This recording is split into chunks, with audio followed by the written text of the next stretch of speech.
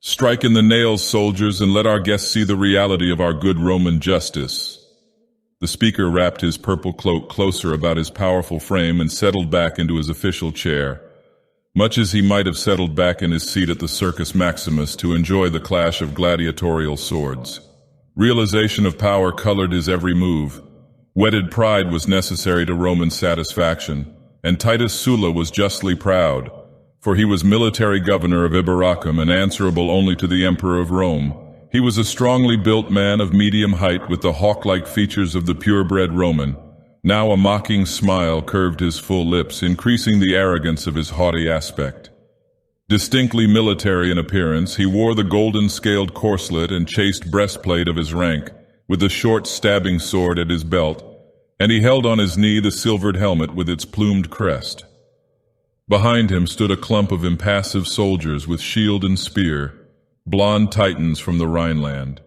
Before him was taking place the scene which apparently gave him so much real gratification, a scene common enough wherever stretched the far-flung boundaries of Rome. A rude cross lay flat upon the barren earth, and on it was bound a man, half-naked, wild of aspect, with his corded limbs, glaring eyes, and shock of tangled hair. His executioners were Roman soldiers, and with heavy hammers they prepared to pin the victim's hands and feet to the wood with iron spikes. Only a small group of men watched this ghastly scene in the dread place of execution beyond the city walls. The governor and his watchful guards. A few young Roman officers, the man to whom Sulla had referred as guest, and who stood like a bronze image, unspeaking. Beside the gleaming splendor of the Roman, the quiet garb of this man seemed drab, almost somber. He was dark, but he did not resemble the Latins around him. There was about him none of the warm, almost oriental sensuality of the Mediterranean which colored their features. The blond barbarians behind Sulla's chair were less unlike the man in facial outline than were the Romans. Not his were the full curving red lips, nor the rich waving locks suggestive of the Greek. Nor was his dark complexion the rich olive of the south. Rather, it was the bleak darkness of the north. The whole aspect of the man vaguely suggested the shadowed mists, the gloom, the cold, and the icy winds of the naked northern lands. Even his black eyes were savagely cold, like black fires burning through fathoms of ice. His height was only medium, but there was something about him which transcended mere physical bulk. A certain fierce, innate vitality comparable only to that of a wolf or a panther. In every line of his supple, compact body, as well as in his coarse, straight hair and thin lips, this was evident. In the hawk-like set of the head on the corded neck, in the broad, square shoulders, in the deep chest, the lean loins, the narrow feet. Built with the savage economy of a panther, he was an image of dynamic potentialities pent in with iron self-control. At his feet crouched one like him in complexion, but there the resemblance ended. This other was a stunted giant with gnarly limbs, thick body, a low-sloping brow, and an expression of dull ferocity, now clearly mixed with fear. If the man on the cross resembled, in a tribal way, the man Titus Sulla called guest, he far more resembled the stunted crouching giant. "Well, Partha Macothna," said the governor with studied effrontery, "when you return to your tribe, you will have a tale to tell of the justice of Rome, who rules the south." "I will have a tale," answered the other in a voice which betrayed no emotion, just as his dark face, schooled to immobility, showed no evidence of the maelstrom in his soul. "Justice to all under the rule of Rome," said Sulla. "Pax Romana, reward for virtue, punishment for wrong." He laughed inwardly at his own black hypocrisy, then continued, "You see, emissary of Pictland, how swiftly Rome punishes the transgressor." "I see," answered the Pict in a voice which strongly curbed anger made deep with menace, "that the subject of a foreign king is dealt with as though he were a Roman slave." "He has been tried and condemned in an unbiased court," retorted Sulla. "Aye, and the accuser was a Roman, the witnesses Roman, the judge Roman. He committed murder. In a moment of fury, he struck down a Roman merchant who cheated, tricked, and robbed him, and to injury added insult. Aye, and a blow. Is his king but a dog that Rome crucifies his subjects at will, condemned by Roman courts? Is his king too weak or foolish to do justice, were he informed and formal charges brought against the offender?" "Well," said Sulla cynically, "you may inform Bran Mac Morn yourself. Rome, my friend, makes no account of her actions to barbarian kings. When savages come among us, Let them act with discretion or suffer the consequences. The Pict shut his iron jaws with a snap that told Sulla further badgering would elicit no reply. The Roman made a gesture to the executioners. One of them seized a spike and, placing it against the thick wrist of the victim, smote heavily. The iron point sank deep through the flesh, crunching against the bones. The lips of the man on the cross writhed, though no moan escaped him. As a trapped wolf fights against his cage, the bound victim instinctively wrenched and struggled. The veins swelled in his temples, sweat beaded his low forehead, the muscles in arms and legs writhed and knotted. The hammers fell in inexorable strokes, driving the cruel points deeper and deeper through wrists and ankles. Blood flowed in a black river over the hands that held the spikes, staining the wood of the cross, and the splintering of bones was distinctly heard. Yet the sufferer made no outcry, though his blackened lips writhed back until the gums were visible, and his shaggy head jerked involuntarily from side to side. The man called Partha Mac Othna stood like an iron image, eyes burning from an inscrutable face, his whole body hard as iron from the tension of his control. At his feet crouched his misshapen servant, hiding his face from the grim sight, his arms locked about his master's knees. Those arms gripped like steel, and under his breath the fellow mumbled ceaselessly as if in invocation. The last stroke fell. The cords were cut from arm and leg so that the man would hang supported by the nails alone. He had ceased his struggling that only twisted the spikes in his agonizing wounds. His bright black eyes, unglazed, had not left the face of the man called Partha Mac Othna. In them lingered a desperate shadow of hope. Now the soldiers lifted the cross and set the end of it in the hole prepared, stamped the dirt about it to hold it erect. The Pict hung in midair, suspended by the nails in his flesh, but still no sound escaped his lips. His eyes still hung on the somber face of the emissary, but the shadow of hope was fading. "He'll live for days," said Sulla cheerfully. "These Picts are harder than cats to kill. I'll keep a guard of 10 soldiers watching night and day to see that no one takes him down before he dies. Ho there, Valerius, in honor of our esteemed neighbor, King Bran Mac Morn, give him a cup of wine." With a laugh, the young officer came forward, holding a brimming wine cup, and rising on his toes, lifted it to the parched lips of the sufferer. In the black eyes flared a red wave of unquenchable hatred. Writhing his head aside to avoid even touching the cup, he spat full into the young Roman's eyes. With a curse, Valerius dashed the cup to the ground, and before any could halt him, wrenched out his sword and sheathed it in the man's body. Sulla rose with an imperious exclamation of anger. The man called Partha Mac Othna had started violently, but he bit his lip and said nothing. Valerius seemed somewhat surprised at him as he sullenly cleansed his sword. The act had been instinctive, following the insult to Roman pride, the one thing unbearable. "Give up your sword, young sir," exclaimed Sulla. "Centurion Publius, place him under arrest. A few days in a cell with stale bread and water will teach you to curb your patrician pride in matters dealing with the will of the empire. What, you young fool, do you not realize that you could not have made the dog a more kindly gift? Who would not rather desire a quick death on the sword than the slow agony on the cross? Take him away. And you, Centurion, see that guards remain at the cross so that the body is not cut down until the ravens pick bare the bones. Partha Mac Othna, I go to a banquet at the house of Demetrius. Will you not accompany me?" The emissary shook his head, his eyes fixed on the limp form which sagged on the black-stained cross. He made no reply. Sulla smiled sardonically, then rose and strode away, followed by his secretary, who bore the gilded chair ceremoniously, and by the stolid soldiers with whom walked Valerius, head sunken. The man called Partha Mac Othna flung a wide fold of his cloak about his shoulder, halted a moment to gaze at the grim cross with its burden, darkly etched against the crimson sky where the clouds of night were gathering. Then he stalked away, followed by his silent servant. In an inner chamber of Iberacum, the man called Partha Mac Othna paced tigerishly to and fro. His sandaled feet made no sound on the marble tiles. "Grom," he turned to the gnarled servant.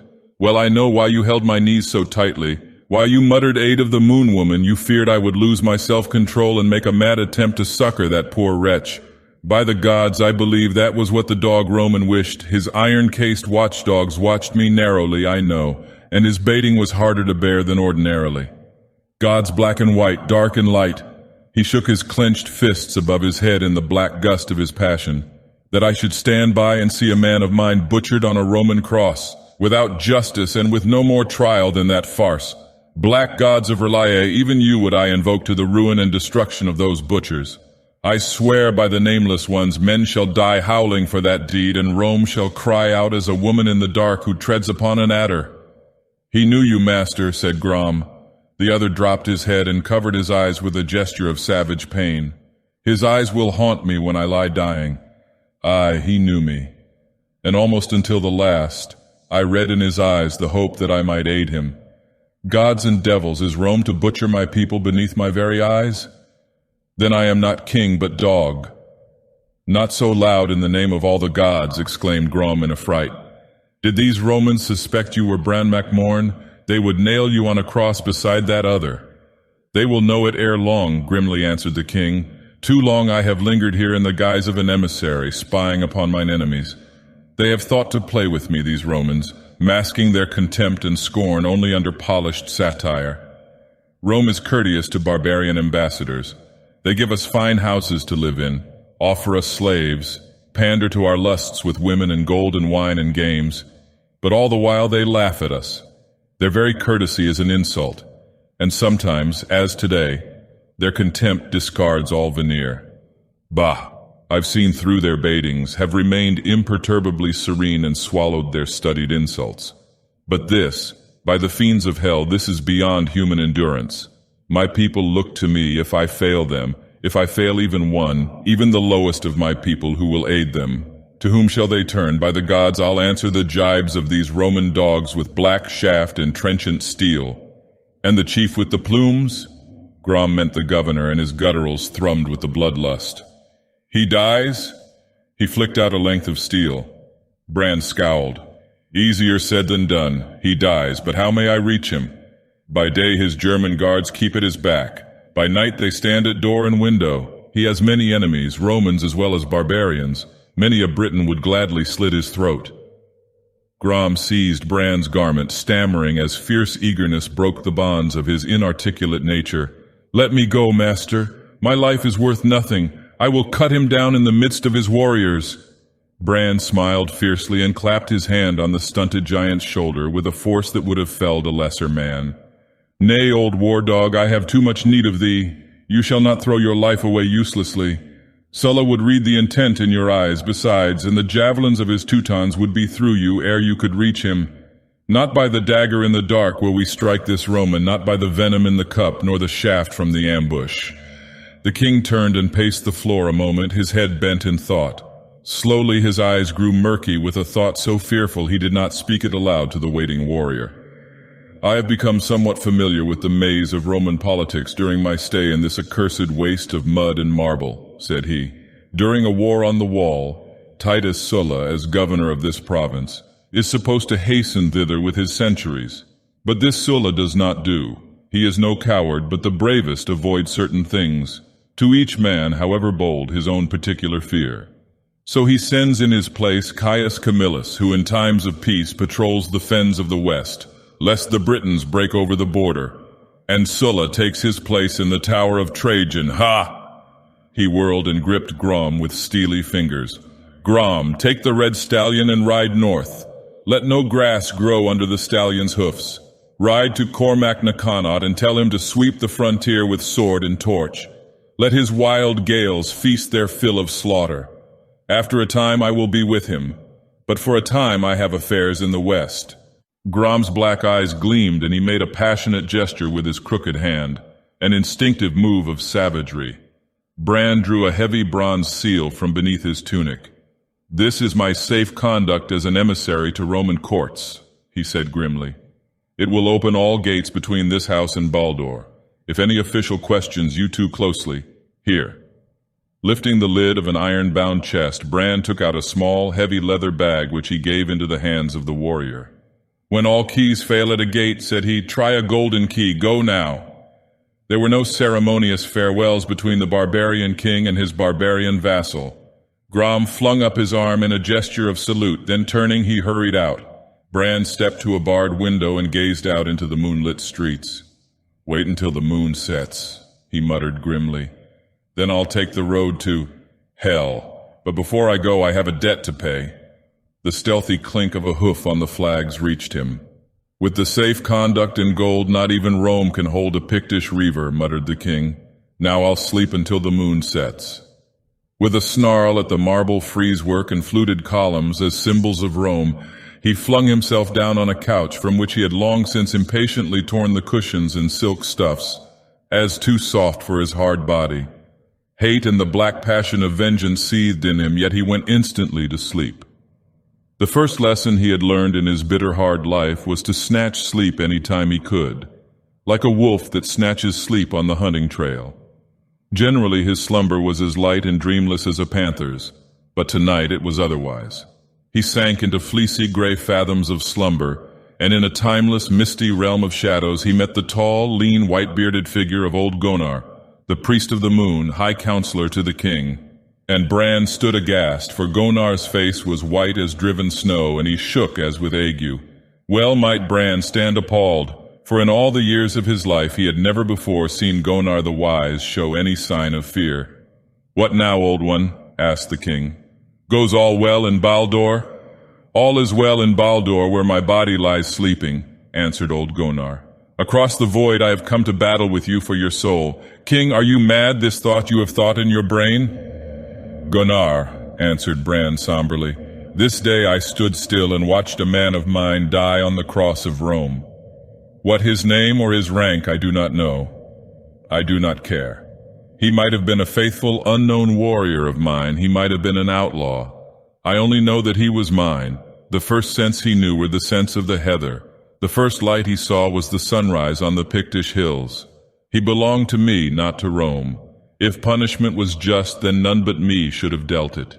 If he were to be tried, none but me should have been his judge.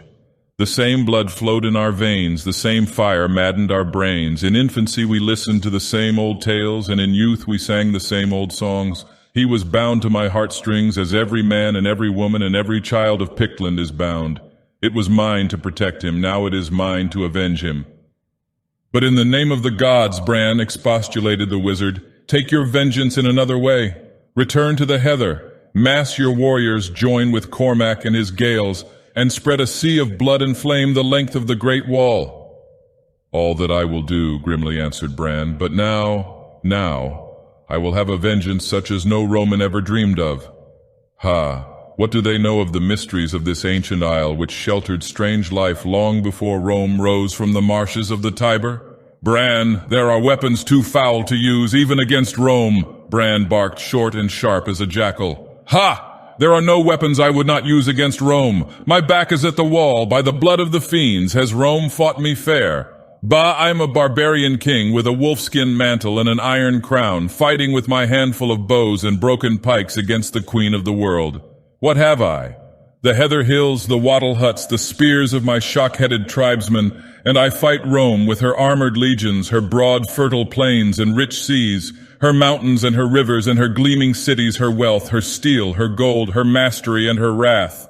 By steel and fire I will fight her, and by subtlety and treachery, by the thorn in the foot, the adder in the path, the venom in the cup, the dagger in the dark. I," his voice sank somberly, "and by the worms of the earth." "But it is madness," cried Gonar. "You will perish in the attempt you plan. You will go down to hell, and you will not return. What of your people, then?" "If I cannot serve them, I had better die," growled the king. "But you cannot even reach the beings you seek," cried Gonar. "For untold centuries they have dwelt apart. There is no door by which you can come to them. Long ago they severed the bonds that bound them to the world we know." "Long ago," answered Bran somberly, "you told me that nothing in the universe was separated from the stream of life, a saying the truth of which I have often seen evident. No race, no form of life, but is close-knit somehow by some manner to the rest of life in the world. Somewhere there is a thin link connecting those I seek to the world I know. Somewhere there is a door, and somewhere among the bleak fens of the west I will find it." Stark horror flooded Gonar's eyes, and he gave back crying, "Woe, woe, woe to Pictum, woe to the unborn kingdom, woe, black woe to the sons of men, woe, woe, woe, woe." Bran awoke to a shadowed room and the starlight on the window bars. The moon had sunk from sight, though its glow was still faint above the housetops. Memory of his dream shook him, and he swore beneath his breath. Rising, he flung off cloak and mantle, donning a light shirt of black mesh mail and girding on sword and dirk. Going again to the iron-bound chest, he lifted several compact bags and emptied the clinking contents into the leathern pouch at his girdle. Then, wrapping his wide cloak about him, he silently left the house. No servants there were to spy on him. He had impatiently refused the offer of slaves, which it was Rome's policy to furnish her barbarian emissaries. Gnarled Grom had attended to all Bran's simple needs. The stables fronted on the courtyard. A moment's groping in the dark, and he placed his hand over a great stallion's nose, checking the nicker of recognition. Working without a light, he swiftly bridled and saddled the great brute and went through the courtyard into a shadowy side street, leading him. The moon was setting, the border of floating shadows widening along the western wall. Silence lay on the marble palaces and mud hovels of Ibaracum under the cold stars. Bran touched the pouch at his girdle, which was heavy with minted gold that bore the stamp of Rome. He had come to Ibaracum posing as an emissary of Pictum to act the spy, but being a barbarian, he had not been able to play his part in aloof formality and sedate dignity. He retained a crowded memory of wild feasts where wine flowed in fountains, of white-bosomed Roman women who, sated with civilized lovers, looked with something more than favor on a virile barbarian, of gladiatorial games, and of other games where dice clicked and spun and tall stacks of gold changed hands. He had drunk deeply and gambled recklessly after the manner of barbarians, and he had had a remarkable run of luck, due possibly to the indifference with which he won or lost. Gold to the Pict was so much dust, flowing through his fingers. In his land there was no need of it, but he had learned its power in the boundaries of civilization. Almost under the shadow of the northwestern wall, he saw ahead of him loom the great watchtower which was connected with and reared above the outer wall. One corner of the castle-like fortress farthest from the wall served as a dungeon. Bran left his horse standing in a dark alley with the reins hanging on the ground, and stole like a prowling wolf into the shadows of the fortress. The young officer Valerius was awakened from a light, unquiet sleep by a stealthy sound at the barred window. He sat up, cursing softly under his breath as the faint starlight which etched the window bars fell across the bare stone floor and reminded him of his disgrace. Well, in a few days, he ruminated, he'd be well out of it. Sula would not be too harsh on a man with such high connections. Then let any man or woman jibe at him. Damn that insolent Pict. But wait, he thought, suddenly remembering. What of the sound which had roused him? Hst! It was a voice from the window. Why so much secrecy? It could hardly be a foe, yet why should it be a friend? Valerius rose and crossed his cell, coming close to the window. Outside all was dim in the starlight, and he made out but a shadowy form close to the window. Who are you? He leaned close against the bars, straining his eyes into the gloom. His answer was a snarl of wolfish laughter, a long flicker of steel in the starlight. Valerius reeled away from the window and crashed to the floor, clutching his throat, gurgling horribly as he tried to scream. Blood gushed through his fingers, forming about his twitching body a pool that reflected the dim starlight dully and redly. Outside, Bran glided away like a shadow, without pausing to peer into the cell. In another minute, the guards would round the corner on their regular routine. Even now he heard the measured tramp of their ironclad feet. Before they came in sight, he had vanished, and they clumped stolidly by the cell window with no intimation of the corpse that lay on the floor within. Bran rode to the small gate in the western wall, unchallenged by the sleepy watch. What fear of foreign invasion in Ibaracum, and certain well-organized thieves and women-stealers made it profitable for the watchman not to be too vigilant. But the single guardsman at the western gate, his fellows lay drunk in a nearby brothel, lifted his spear and bawled for Bran to halt and give an account of himself. Silently the Pict reined closer. Masked in the dark cloak, he seemed dim and indistinct to the Roman, who was only aware of the glitter of his cold eyes in the gloom. But Bran held up his hand against the starlight, and the soldier caught the gleam of gold. In the other hand he saw a long sheen of steel. The soldier understood, and he did not hesitate between the choice of a golden bribe or a battle to the death with this unknown rider who was apparently a barbarian of some sort. With a grunt, he lowered his spear and swung the gate open. Bran rode through, casting a handful of coins to the Roman. They fell about his feet in a golden shower, clinking against the flags. He bent in greedy haste to retrieve them, and Bran Mak Morn rode westward like a flying ghost in the night. Into the dim fens of the west came Bran Mak Morn. A cold wind breathed across the gloomy waste, and against the gray sky a few herons flapped heavily. The long reeds and marsh grass waved in broken undulations, and out across the desolation of the wastes a few still meres reflected the dull light. Here and there rose curiously regular hillocks above the general levels, and gaunt against the somber sky Bran saw a marching line of upright monoliths, menhirs reared by what nameless hands? A faint blue line to the west lay the foothills that beyond the horizon grew to the wild mountains of Wales, where dwelt still wild Celtic tribes, fierce blue-eyed men that knew not the yoke of Rome. A row of well-garrisoned watchtowers held them in check. Even now, far away across the moors, Bran glimpsed the unassailable keep-men called the Tower of Trajan. These barren wastes seemed the dreary accomplishment of desolation, yet human life was not utterly lacking. Bran met the silent men of the fen, reticent, dark of eye and hair, speaking a strange mixed tongue whose long blended elements had forgotten their pristine, separate sources.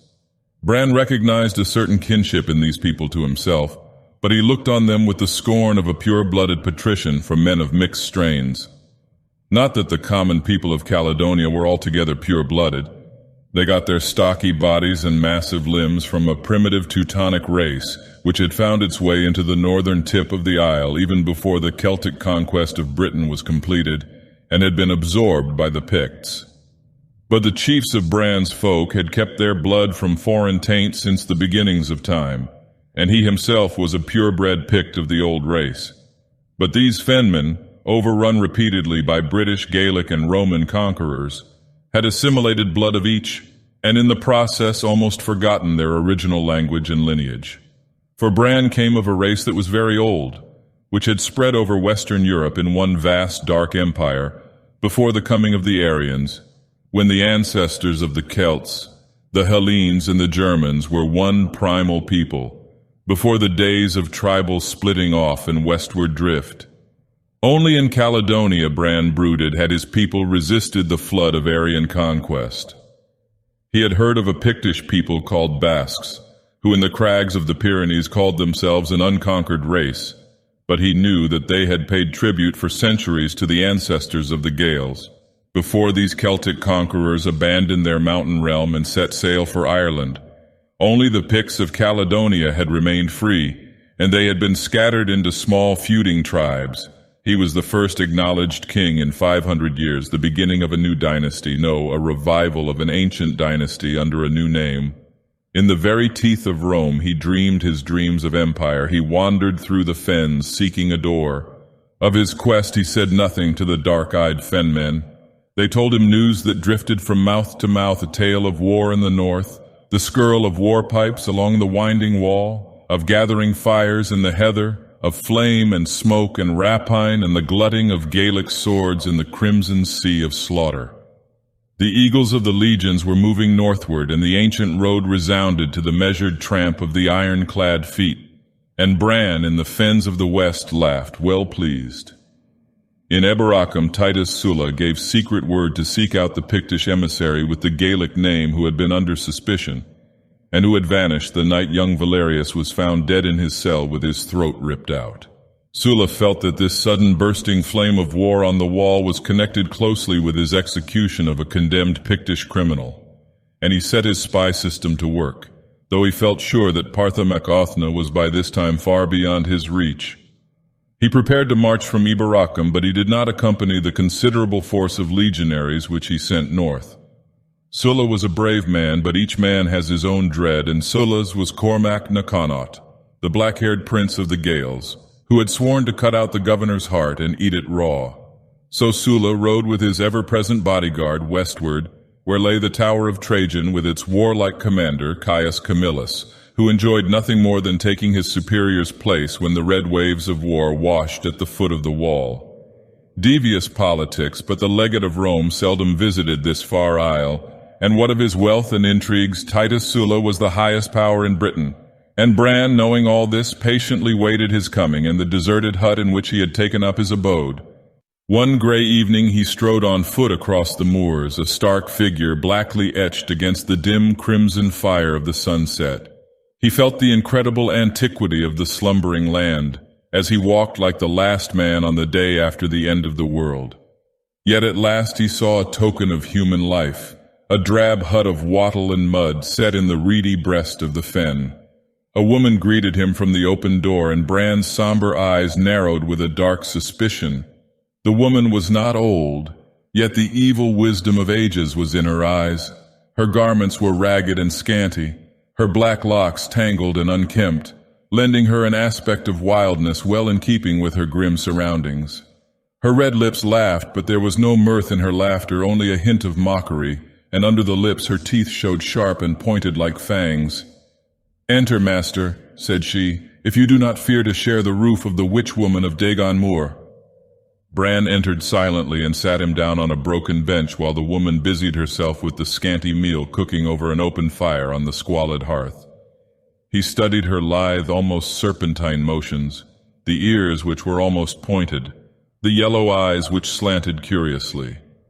"What do you seek in the fens, my lord?" she asked, turning toward him with a supple twist of her whole body. "I seek a door," he answered, chin resting on his fist. "I have a song to sing to the worms of the earth." She started upright, a jar falling from her hands to shatter on the hearth. "This is an ill saying, even spoken in chance," she stammered. "I speak not by chance but by intent," he answered. She shook her head. "I know not what you mean." "Well, you know," he returned. "Aye, you know well. My race is very old. They reigned in Britain before the nations of the Celts and the Hellenes were born out of the womb of peoples. But my people were not first in Britain. By the mottles on your skin, by the slanting of your eyes, by the taint in your veins, I speak with full knowledge and meaning." A while she stood silent, her lips smiling but her face inscrutable. "Man, are you mad," she asked, "that in your madness you come seeking that from which strong men fled screaming in old times?" "I seek a vengeance," he answered, "that can be accomplished only by them I seek." She shook her head. "You have listened to a bird singing. You have dreamed empty dreams." "I have heard a viper hiss," he growled, "and I do not dream. Enough of this weaving of words. I came seeking a link between two worlds. I have found it." "I need lie to you no more, man of the north," answered the woman. "They you seek still dwell beneath the sleeping hills. They have drawn apart, farther and farther from the world you know. But they still steal forth in the night to grip women straying on the moors," said he, his gaze on her slanted eyes. She laughed wickedly. "What would you of me? That you bring me to them?" She flung back her head with a scornful laugh. His left hand locked like iron in the breast of her scanty garment, and his right closed on his hilt. She laughed in his face. "Strike and be damned, my northern wolf. Do you think that such life as mine is so sweet that I would cling to it as a babe to the breast?" His hand fell away. "You are right, threats are foolish. I will buy your aid." "How?" The laughing voice hummed with mockery. Bran opened his pouch and poured into his cupped palm a stream of gold. "More wealth than the men of the fen ever dreamed of." Again she laughed. "What is this rusty metal to me? Save it for some white-breasted Roman woman who will play the traitor for you." "Name me a price," he urged. "The head of an enemy. By the blood in my veins, with its heritage of ancient hate, who is mine enemy but thee?" She laughed, and springing, struck cat-like. But her dagger splintered on the mail beneath his cloak, and he flung her off with a loathsome flit of his wrist, which tossed her sprawling across her grass-strewn bunk. Lying there, she laughed up at him. "I will name you a price, then, my wolf, and it may be in days to come you will curse the armor that broke Atla's dagger." She rose and came close to him, her disquietingly long hands fastened fiercely into his cloak. "I will tell you, Black Bran, king of Caledon. Oh, I knew you when you came into my hut with your black hair and your cold eyes. I will lead you to the doors of hell if you wish, and the price shall be the kisses of a king. What of my blasted and bitter life, I, whom mortal men loathe and fear? I have not known the love of men, the clasp of a strong arm, the sting of human kisses. I, Atla, the were-woman of the moors. What have I known but the lone winds of the fens, the dreary fire of cold sunsets, the whispering of the marsh grasses? The faces that blink up at me in the waters of the meres, the footpad of night, things in the gloom, the glimmer of red eyes, the grisly murmur of nameless beings in the night. I am half human at least. Have I not known sorrow and yearning and crying wistfulness and the drear ache of loneliness? Give to me, King, give me your fierce kisses and your hurtful barbarian's embrace. Then in the long, drear years to come I shall not utterly eat out my heart in vain envy of the white-bosomed women of men, for I shall have a memory few of them can boast, the kisses of a king. One night of love, O king, and I will guide you to the gates of hell. Bran eyed her somberly. He reached forth and gripped her arm in his iron fingers. An involuntary shudder shook him at the feel of her sleek skin. He nodded slowly and, drawing her close to him, forced his head down to meet her lifted lips. The cold gray mists of dawn wrapped King Bran like a clammy cloak. He turned to the woman whose slanted eyes gleamed in the gray gloom. "Make good your part of the contract," he said roughly. "I sought a link between worlds, and in you I found it. I seek the one thing sacred to them. It shall be the key opening the door that lies unseen between me and them. Tell me how I can reach it." "I will," the red lips smiled terribly. "Go to the mound men call Dagon's Barrow. Draw aside the stone that blocks the entrance and go under the dome of the mound. The floor of the chamber is made of 7 great stones, 6 grouped about the 7th. Lift out the center stone and you will see." "Will I find the black stone?" he asked. "Dagon's Barrow is the door to the black stone," she answered, "if you dare follow the road." "Will the symbol be well guarded?" He unconsciously loosened his blade in its sheath. The red lips curled mockingly. "If you meet any on the road, you will die as no mortal man has died for long centuries. The stone is not guarded, as men guard their treasures. Why should they guard what man has never sought? Perhaps they will be near, perhaps not. It is a chance you must take if you wish the stone. Beware, King of Pictum. Remember, it was your folk who, so long ago, cut the thread that bound them to human life. They were almost human then. They overspread the land and knew the sunlight. Now they have drawn apart. They know not the sunlight, and they shun the light of the moon. Even the starlight they hate. Far, far apart have they drawn, who might have been men in time, but for the spears of your ancestors." The sky was overcast with misty gray, through which the sun shone coldly yellow when Bran came to Dagon's Barrow, a round hillock overgrown with rank grass of a curious fungoid appearance. On the eastern side of the mound showed the entrance of a crudely built stone tunnel which evidently penetrated the barrow. One great stone blocked the entrance to the tomb. Bran laid hold of the sharp edges and exerted all his strength. It held fast. He drew his sword and worked the blade between the blocking stone and the sill. Using the sword as a lever, he worked carefully and managed to loosen the great stone and wrench it out. A foul charnel house scent flowed out of the aperture, and the dim sunlight seemed less to illuminate the cavern-like opening than to be fouled by the rank darkness which clung there. Sword in hand, ready for he knew not what, Bran groped his way into the tunnel, which was long and narrow, built up of heavy-joined stones, and was too low for him to stand erect. Either his eyes became somewhat accustomed to the gloom, or the darkness was, after all, somewhat lightened by the sunlight filtering in through the entrance. At any rate, he came into a round, low chamber and was able to make out its general dome-like outline. Here, no doubt, in old times had reposed the bones of him for whom the stones of the tomb had been joined and the earth heaped high above them. But now of those bones no vestige remained on the stone floor. And bending close and straining his eyes, Bran made out the strange, startlingly regular pattern of that floor. 6 well-cut slabs clustered about a 7th six-sided stone. He drove his sword point into a crack and pried carefully. The edge of the central stone tilted slightly upward. A little work, and he lifted it out and leaned it against the curving wall. Straining his eyes downward, he saw only the gaping blackness of a dark well, with small, worn steps that led downward and out of sight. He did not hesitate. Though the skin between his shoulders crawled curiously, he swung himself into the abyss and felt the clinging blackness swallow him. Groping downward, he felt his feet slip and stumble on steps too small for human feet. With one hand pressed hard against the side of the well, he steadied himself, fearing a fall into unknown and unlighted depths. The steps were cut into solid rock, yet they were greatly worn away. The farther he progressed, the less like steps they became, mere bumps of worn stone. Then the direction of the shaft changed sharply. It still led down, but at a shallow slant down which he could walk, elbows braced against the hollowed sides, head bent low beneath the curved roof. The steps had ceased altogether, and the stone felt slimy to the touch, like a serpent's lair. What beings, Bran wondered, had slithered up and down this slanting shaft for how many centuries? The tunnel narrowed until Bran found it rather difficult to shove through. He lay on his back and pushed himself along with his hands, feet first. Still he knew he was sinking deeper and deeper into the very guts of the earth. How far below the surface he dared not contemplate. Then ahead a faint witchfire gleam tinged the abysmal blackness. He grinned savagely and without mirth. If they he sought came suddenly upon him, how could he fight in that narrow shaft? But he had put the thought of personal fear behind him when he began this hellish quest. He crawled on, thoughtless of all else but his goal, and he came at last into a vast space where he could stand upright. He could not see the roof of the place, but he got an impression of dizzying vastness.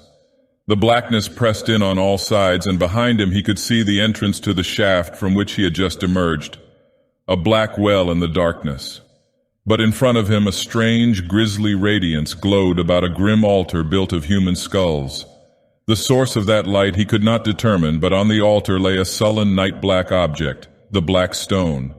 Bran wasted no time in giving thanks that the guardians of the grim relic were nowhere near. He caught up the stone and, gripping it under his left arm, crawled into the shaft. When a man turns his back on peril, its clammy menace looms more grisly than when he advances upon it. So Bran, crawling back up the nighted shaft with his grisly prize, felt the darkness turn on him and slink behind him, grinning with dripping fangs. Clammy sweat beaded his flesh, and he hastened to the best of his ability, ears strained for some stealthy sound to betray that fell shapes were at his heels. Strong shudders shook him despite himself, and the short hair on his neck prickled as if a cold wind blew at his back. When he reached the first of the tiny steps, he felt as if he had attained to the outer boundaries of the mortal world.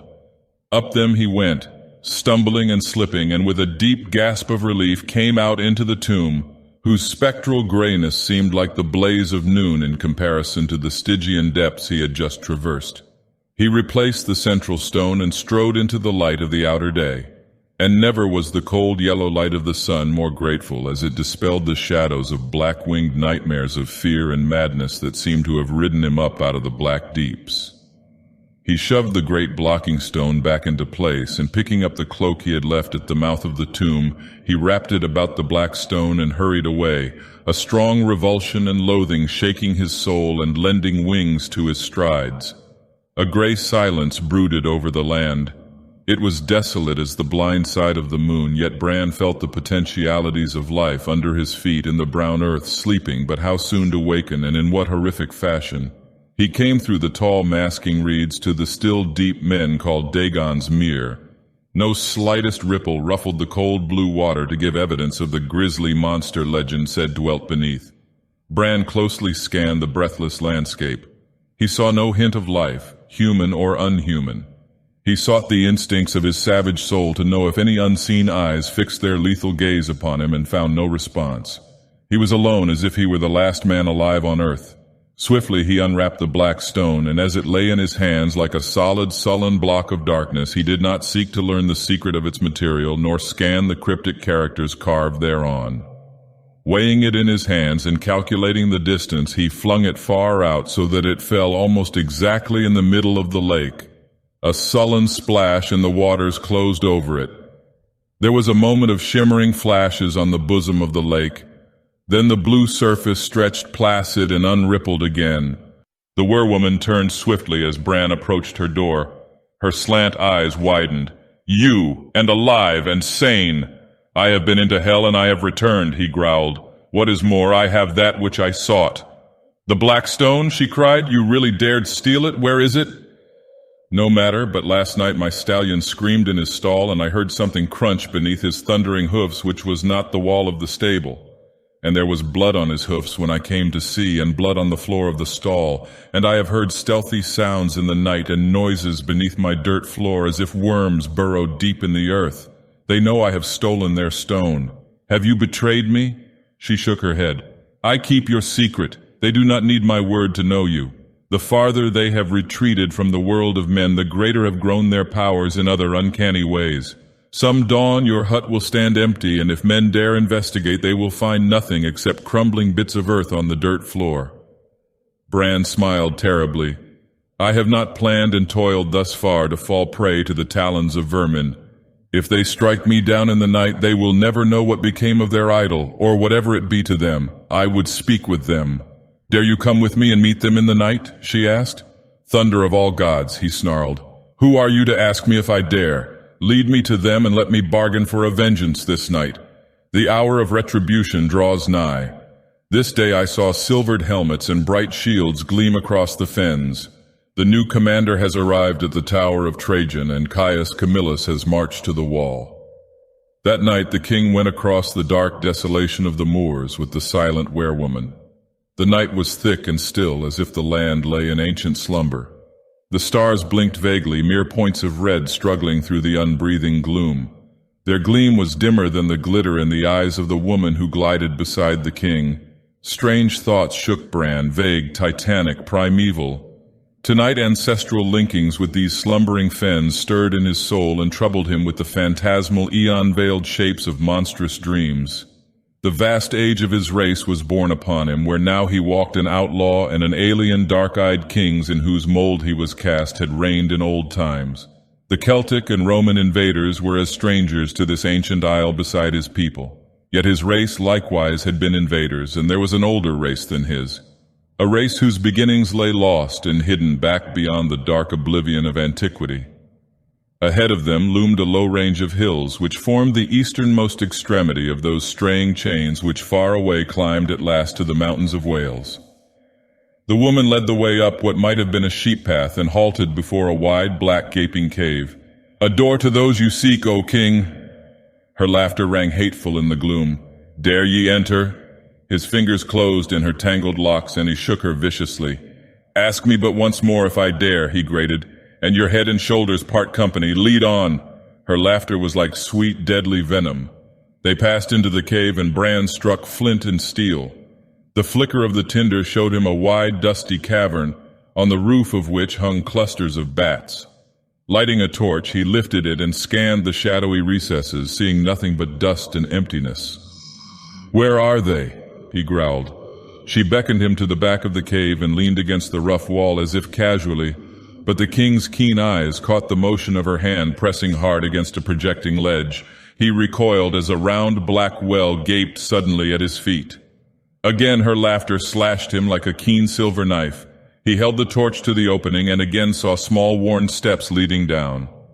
"They do not need those steps," said Atla. "Once they did, before your people drove them into the darkness.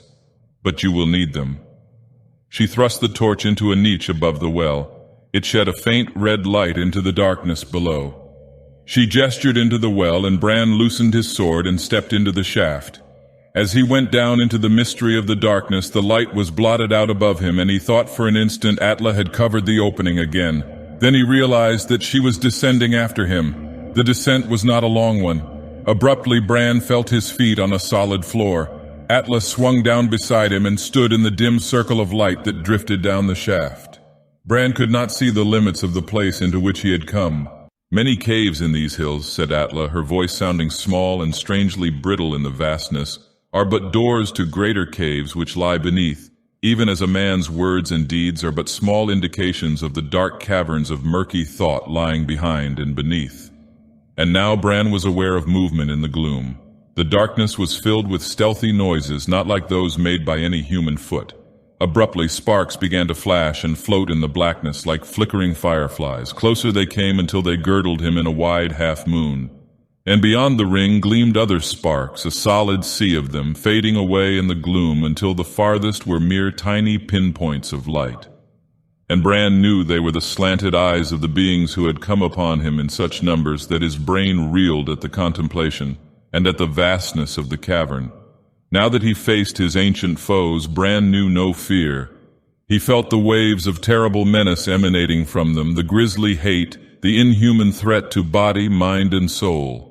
More than a member of a less ancient race, he realized the horror of his position, but he did not fear, though he confronted the ultimate horror of the dreams and legends of his race. His blood raced fiercely, but it was with the hot excitement of the hazard, not the drive of terror.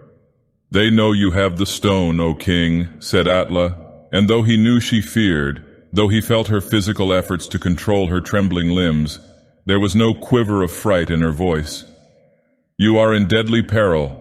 They know your breed of old. Oh, they remember the days when their ancestors were men. I cannot save you. Both of us will die as no human has died for 10 centuries. Speak to them if you will. They can understand your speech, though you may not understand theirs. But it will avail not. You are human, and a Pict." Bran laughed, and the closing ring of fire shrank back at the savagery in his laughter. Drawing his sword with a soul-chilling rasp of steel, he set his back against what he hoped was a solid stone wall. Facing the glittering eyes with his sword gripped in his right hand and his dirk in his left, he laughed as a blood-hungry wolf snarls. "Aye," he growled, "I am a Pict, a son of those warriors who drove your brutish ancestors before them like chaff before the storm, who flooded the land with your blood and heaped high your skulls for a sacrifice to the Moon Woman. You who fled of old before my race, dare ye now snarl at your master? Roll on me like a flood now, if ye dare. Before your viper fangs drink my life, I will reap your multitudes like ripened barley. Of your severed heads will I build a tower, and of your mangled corpses will I rear up a wall. Dogs of the dark, vermin of hell, worms of the earth, rush in and try my steel. When death finds me in this dark cavern, your living will howl for the scores of your dead, and your black stone will be lost to you forever. For only I know where it is hidden, and not all the tortures of all the hells can wring the secret from my lips." Then followed a tense silence. Bran faced the fire-lit darkness, tensed like a wolf at bay, waiting the charge. At his side the woman cowered, her eyes ablaze. Then from the silent ring that hovered beyond the dim torchlight rose a vague, abhorrent murmur. Bran, prepared as he was for anything, started. Gods, was that the speech of creatures which had once been called men? Atla straightened, listening intently. From her lips came the same hideous, soft sibilances, and Bran, though he had already known the grisly secret of her being, knew that never again could he touch her save with soul-shaken loathing. She turned to him, a strange smile curving her red lips dimly in the ghostly light. "They fear you, O king. By the black secrets of R'lyeh, who are you that hell itself quails before you? Not your steel, but the stark ferocity of your soul has driven unused fear into their strange minds. They will buy back the black stone at any price." "Good." Bran sheathed his weapons. "They shall promise not to molest you because of your aid of me. And," his voice hummed like the purr of a hunting tiger, "they shall deliver into my hands Titus Sulla, governor of Eberacum, now commanding the Tower of Trajan. This they can do. How, I know not. But I know that in the old days, when my people warred with these children of the night, babes disappeared from guarded huts and none saw the stealers come or go. Do they understand?" Again rose the low, frightful sounds, and Bran, who feared not their wrath, shuddered at their voices. "They understand," said Atla. "Bring the black stone to Dagon's ring tomorrow night when the earth is veiled with the blackness that foreruns the dawn. Lay the stone on the altar. There they will bring Titus Sulla to you. Trust them. They have not interfered in human affairs for many centuries, but they will keep their word." Bran nodded and, turning, climbed up the stair with Atla close behind him. At the top he turned and looked down once more. As far as he could see floated a glittering ocean of slanted yellow eyes upturned. But the owners of those eyes kept carefully beyond the dim circle of torchlight, and of their bodies he could see nothing. Their low hissing speech floated up to him, and he shuddered as his imagination visualized not a throng of biped creatures, but a swarming, swaying myriad of serpents gazing up at him with their glittering, unwinking eyes. He swung into the upper cave, and Atla thrust the blocking stone back in place. It fitted into the entrance of the well with uncanny precision. Bran was unable to discern any crack in the apparently solid floor of the cavern. Atla made a motion to extinguish the torch, but the king stayed her. "Keep it so until we are out of the cave," he grunted. "We might tread on an adder in the dark." Atla's sweetly hateful laughter rose maddeningly in the flickering gloom. It was not long before sunset when Bran came again to the reed-grown marge of Dagon's mere. Casting cloak and sword belt on the ground, he stripped himself of his short leathern breeches. Then, gripping his naked dirk in his teeth, he went into the water with the smooth ease of a diving seal. Swimming strongly, he gained the center of the small lake and, turning, drove himself downward. The mere was deeper than he had thought. It seemed he would never reach the bottom, and when he did, his groping hands failed to find what he sought. A roaring in his ears warned him, and he swam to the surface. Gulping deep of the refreshing air, he dived again, and again his quest was fruitless. A third time he sought the depth, and this time his groping hands met a familiar object in the silt of the bottom. Grasping it, he swam up to the surface. The stone was not particularly bulky, but it was heavy. He swam leisurely and suddenly was aware of a curious stir in the waters about him which was not caused by his own exertions. Thrusting his face below the surface, he tried to pierce the blue depths with his eyes, and thought to see a dim, gigantic shadow hovering there. He swam faster, not frightened but wary. His feet struck the shallows, and he waded up on the shelving shore. Looking back, he saw the waters swirl and subside. He shook his head, swearing. He had discounted the ancient legend which made Dagon's Mere the lair of a nameless water monster. But now he had a feeling as if his escape had been narrow. The time-worn myths of the ancient land were taking form and coming to life before his eyes. What primeval shape lurked below the surface of that treacherous mere, Bran could not guess, but he felt that the fenmen had good reason for shunning the spot after all. Bran donned his garments, mounted the black stallion, and rode across the fens in the desolate crimson of the sunset's afterglow, with the black stone wrapped in his cloak. He rode not to his hut but to the west, in the direction of the Tower of Trajan and the Ring of Dagon. As he covered the miles that lay between, the red stars winked out. Midnight passed him in the moonless night, and still Bran rode on. His heart was hot for his meeting with Titus Sulla. Atla had gloated over the anticipation of watching the Roman writhe under torture, but no such thought was in the Pict's mind. The governor should have his chance with weapons. With Bran's own sword he should face the Pictish king's dirk and live or die according to his prowess. And though Sulla was famed throughout the provinces as a swordsman, Bran felt no doubt as to the outcome.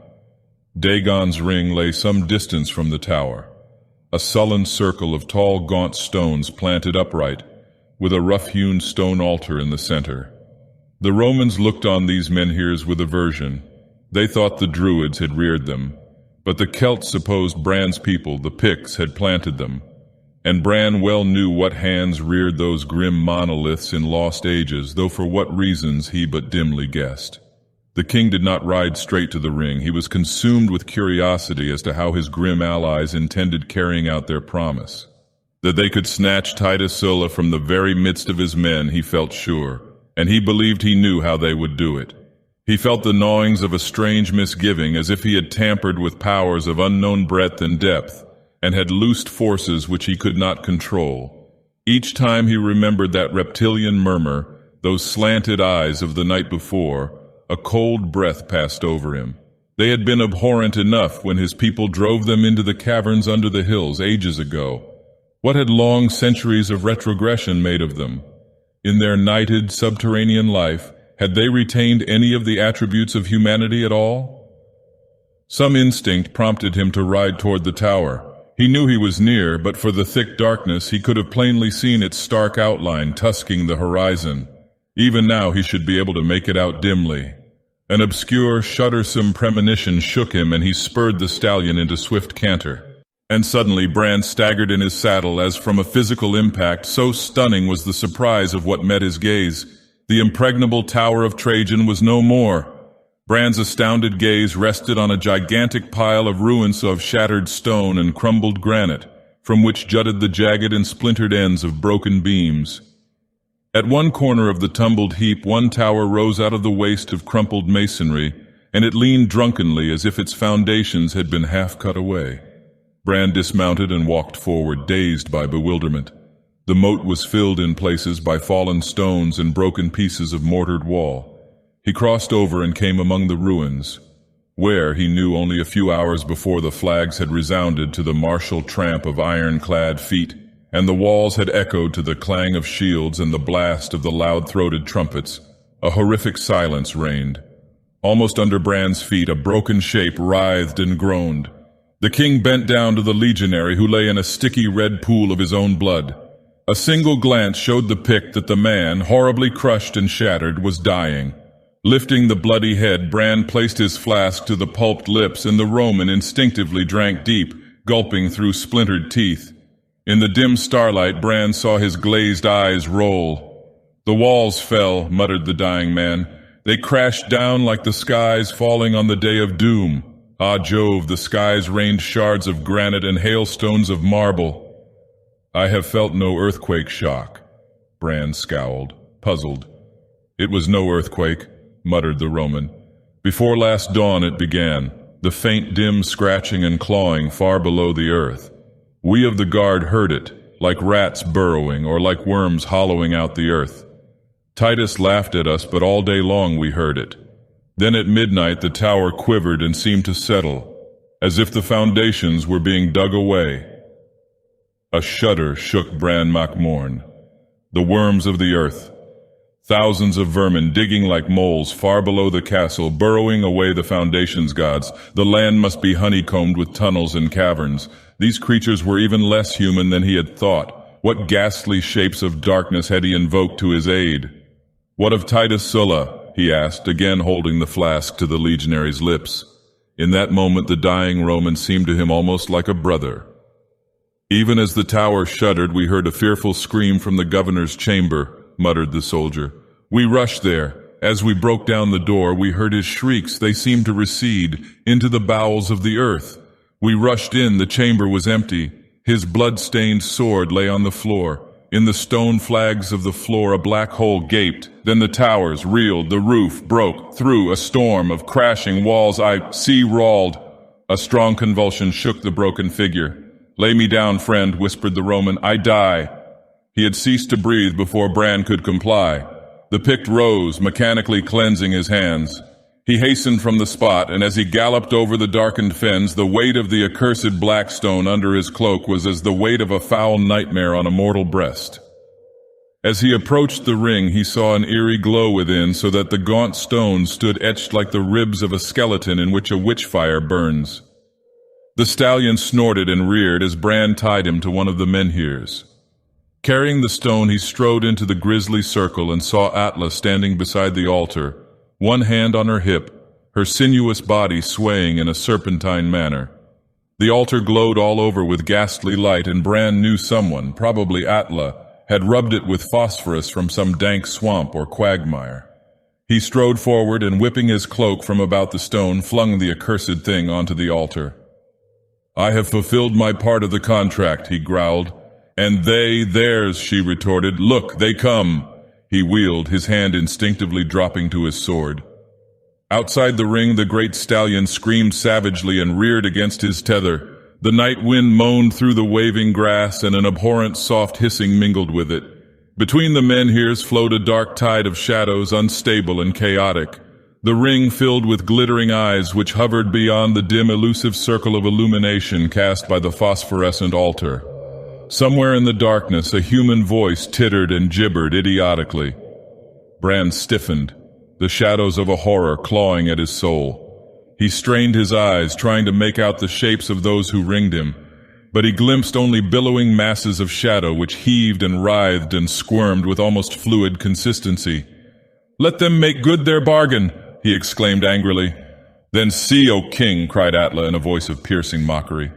There was a stir, a seething in the writhing shadows, and from the darkness crept like a four-legged animal a human shape that fell down and groveled at Bran's feet and writhed and mowed, and lifting a death's head, howled like a dying dog.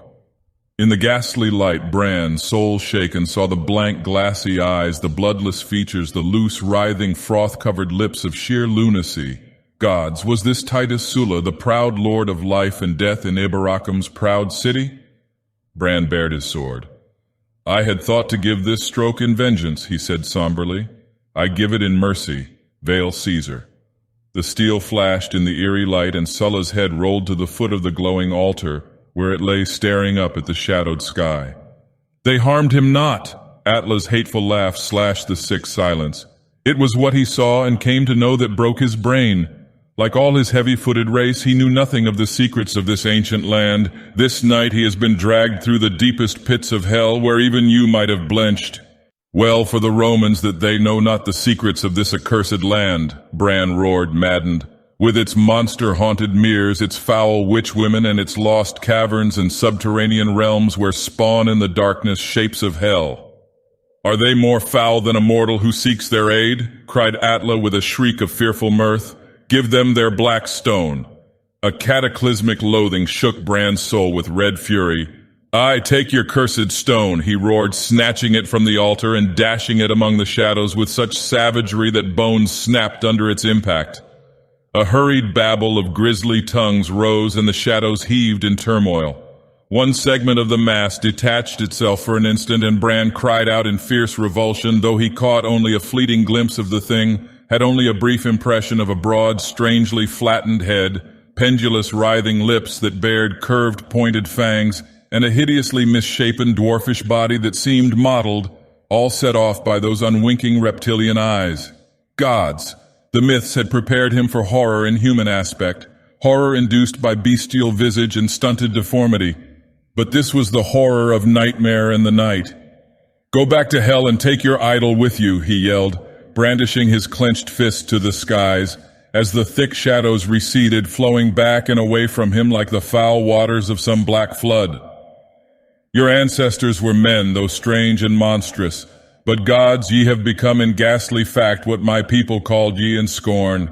Worms of the earth, back into your holes and burrows. Ye foul the air and leave on the clean earth the slime of the serpents ye have become. Gonar was right, there are shapes too foul to use even against Rome."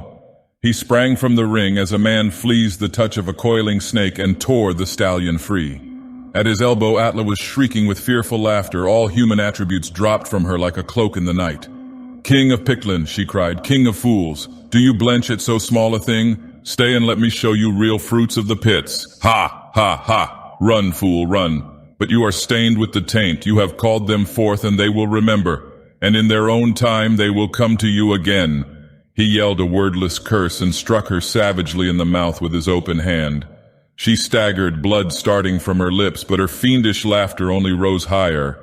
Bran leaped into the saddle, wild for the clean heather and the cold blue hills of the north, where he could plunge his sword into clean slaughter and his sickened soul into the red maelstrom of battle and forget the horror which lurked below the fens of the west. He gave the frantic stallion the rein and rode through the night like a hunted ghost, until the hellish laughter of the howling werewolf died out in the darkness behind.